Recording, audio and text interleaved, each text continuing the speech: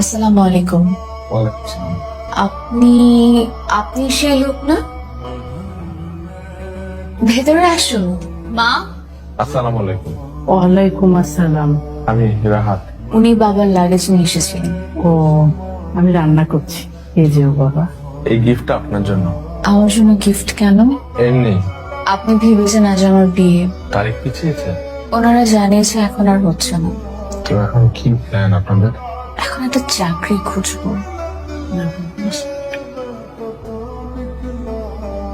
অর্ধেক দিন কেন? আমি অর্ধেক দিন খাই না। ডিম আছে তো, রাতে খাবি। তুমি এই ডিমটা খাও। না থাক।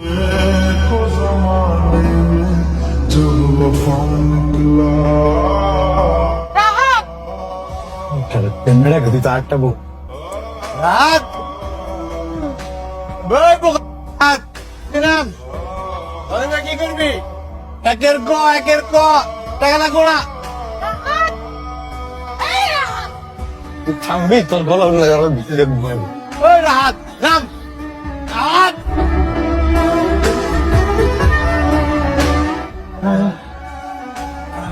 এক্সকিউজ মি, চিনতে পেরেছেন আমাকে? রাহাত, কোথায় যাচ্ছেন? পাশে যাচ্ছিলাম। উঠুন, নামিয়ে নিন। না না, আপনাকে কষ্ট করতে হবে না। আমার বাসা বেশ দূরে, আর একটু হাঁটলেই বাস পেয়ে যাবো। তা তো পাবেনই। তা আমার হাতে অনেক সময় আছে, আপনি উঠুন, আমি নামিয়ে দিচ্ছি। থাকুক না।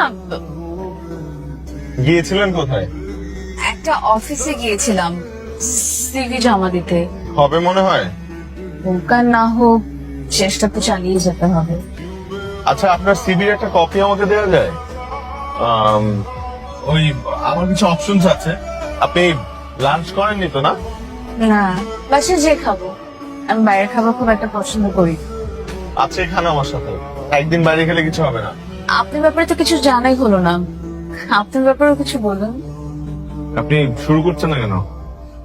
যদি কিছু না মনে করেন, আমি হাত দিয়ে খাই। আমি ছুরি কাঁটা চামচে অভ্যস্ত না তো। হ্যাঁ প্লিজ, আমাকে নিয়ে বলার মতো কিছুই নেই আসলে।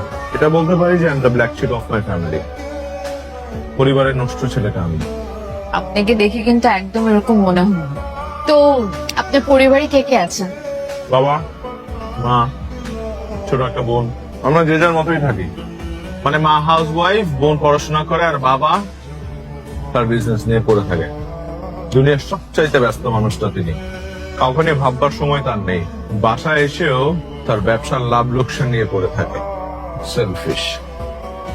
বাবা, কিছু বলতে চাও? আমার একটা চাকরি দরকার, যে কোনো চাকরি। তোমার অফিসে হলো হয়।